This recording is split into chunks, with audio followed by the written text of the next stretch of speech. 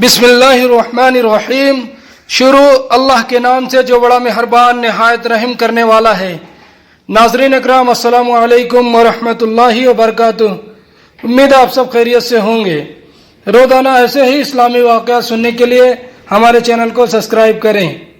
دو بادشاہ ساحل سمندر پر۔ حضرت عبد الرحمن بن عبداللہ رضی اللہ عنہ اپنے والد حضرت عبداللہ بن مسعود رضی اللہ عنہ سے روایت کرتے ہیں، پہلی امتوں میں ایک بادشاہ تھا، خوب شان و شوکت سے اس کے دن رات گزر رہے تھے۔ ایک دن اس کی قسمت کا ستارہ چمکا اور وہ اپنی آخرت کے بارے میں غور و فکر کرنے لگا اور سوچنے لگا کہ میں جس دنیاوی آشائشوں میں گم ہو کر اپنے رب کو بھول چکا ہوں، عنقریب یہ ساری نعمتیں مجھ سے دور ہو جائیں گی۔ میری حکومت و بادشاہت نے تو مجھے اپنے پاک پروردگار کی عبادت سے غافل کر رکھا ہے۔ چنانچہ وہ رات کی تاریکی میں اپنے محل سے نکلا اور ساری رات تیزی سے سفر کرتا رہا۔ جب صبح ہوئی تو وہ اپنے ملک کی سرحد عبور کر چکا تھا۔ اس نے ساحل سمندر کا رخ کیا اور وہیں رہنے لگا۔ وہاں وہ اینٹ بنا کر بیچتا، جو رقم حاصل ہوتی اس میں سے کچھ اپنے خرچ کے لیے رکھ لیتا اور باقی سب صدقہ کر دیتا۔ اسی حالت میں اسے کافی عرصہ گزر گیا۔ بالآخر اس کی خبر اس ملک کے بادشاہ کو ہوئی تو اس بادشاہ نے پیغام بھیجا، مجھ سے آ کر ملو، لیکن اس نے انکار کر دیا اور بادشاہ کے پاس نہ گیا۔ بادشاہ نے پھر اپنا قاصد بھیجا اور اسے اپنے پاس بلوایا۔ اس نے پھر بھی انکار کر دیا اور کہا، بادشاہ کو مجھ سے کیا کام اور مجھے بادشاہ سے کیا کام کہ میں اس کے پاس جاؤں۔ جب بادشاہ کو یہ بتایا گیا تو بادشاہ خود گھوڑے پر سوار ہو کر ساحل سمندر پر آیا۔ جب اس نیک شخص نے دیکھا کہ بادشاہ میری طرف آ رہا ہے تو اس نے ایک طرف دوڑ لگا دی۔ بادشاہ نے جب اسے بھاگتے ہوئے دیکھا تو وہ بھی اس کے پیچھے پیچھے بھاگنے لگا، لیکن وہ بادشاہ کی نظروں سے اوجھل ہو گیا۔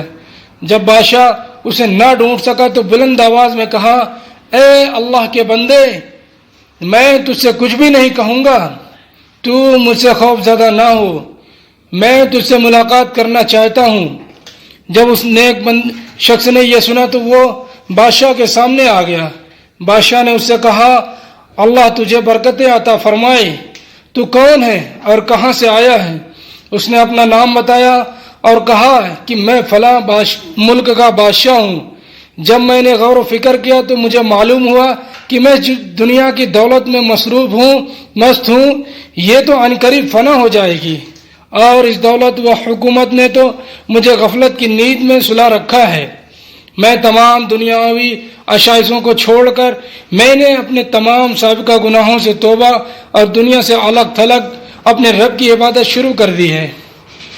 اللہ میری اس توبہ کو اپنی بارگاہ میں قبول و منظور فرمائے۔ جب بادشاہ نے یہ سنا تو وہ کہنے لگا، میرے بھائی، جو کچھ تو نے کیا ہے میں تو تجھ سے زیادہ اس کا حقدار ہوں۔ یہ کہتے ہوئے وہ گھوڑے سے اترا اور اسے وہیں چھوڑ کر اس نیک شخص کے ساتھ چل دیا۔ چنانچہ وہ دونوں بادشاہ ایک ساتھ رہنے لگے اور اب وہ ہر وقت اپنے رب کی عبادت میں مصروف رہتے، اور انہوں نے دعا کی، اے ہمارے پروردگار، ہمیں ایک ساتھ موت دینا۔ چنانچہ ان دونوں کا ایک ہی دن انتقال ہوا اور ان کی قبریں بھی ایک ساتھ بنائی گئی۔ یہ حکایت نقل کرنے کے بعد حضرت عبداللہ بن مسعود رضی اللہ عنہ فرماتے ہیں، اگر میں مصر میں ہوتا تو ان کی قبروں کی جو نشانیاں ہمیں اللہ کے محبوب محمد صلی اللہ علیہ وسلم نے بتائی ہے، میں ان کی وجہ سے انہیں ضرور پہچان لیتا اور تمہیں وہ قبریں ضرور دکھاتا۔ اللہ کی ان پر رحمت ہو اور ان کے صدقے ہماری مغفرت ہو۔ وآخر دعوانا والحمد للہ رب العالمین، والسلام علیکم ورحمۃ اللہ وبرکاتہ۔